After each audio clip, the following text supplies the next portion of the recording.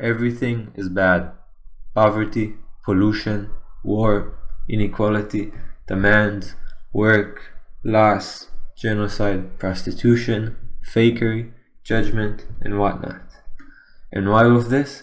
The structure, the system that the elite imposes on us at our expense for its benefit.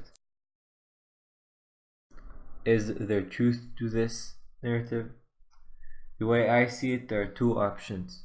Either our circumstances are determined by an external system, in which case we can't possibly change them, as are separate from our own operation, or our circumstances are determined by our own operation, which can be divided into two categories: interaction with nature and human interaction.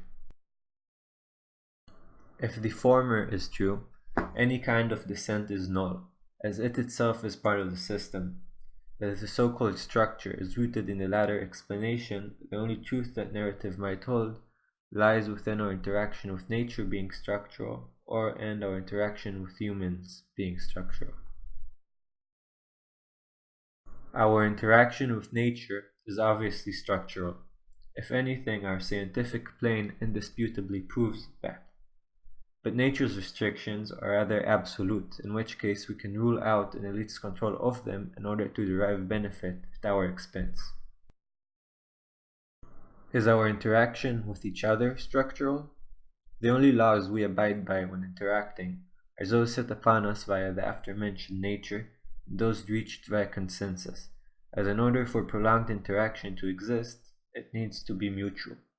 That isn't to say that negativities cannot emerge from prolonged human interaction, but that they must be willingly perpetuated by all social participants, probably as a drawback to a benefit they're deriving by interacting as they do.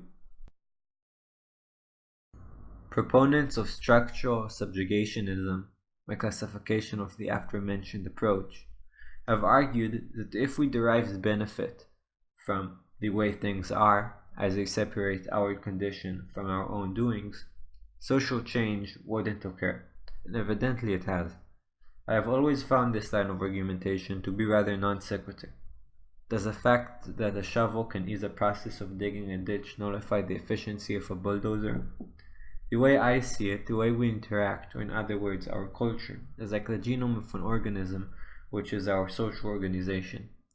At the beginning, the interaction of our predecessors was dictated by instinctual behavior, until they discovered slight alterations and extensions to the way they interact that resulted in more benefit.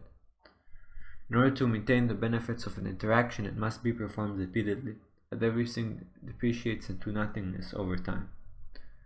As such, they taught each other and their descendants these slight alterations and extensions whenever they encountered them, and so did their descendants, and so did their descendants' descendants, and so on and so on.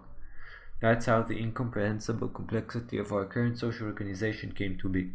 To argue that change is as simple as changing the tenets of a hypothetical system is equivalent to arguing that forming a functional organism is as simple as inventing a genome. What about the negativities? Poverty, pollution, inequality? They result from nature, and their mere existence doesn't justify anything. The question is whether or not there's a feasible and desirable means of eliminating them.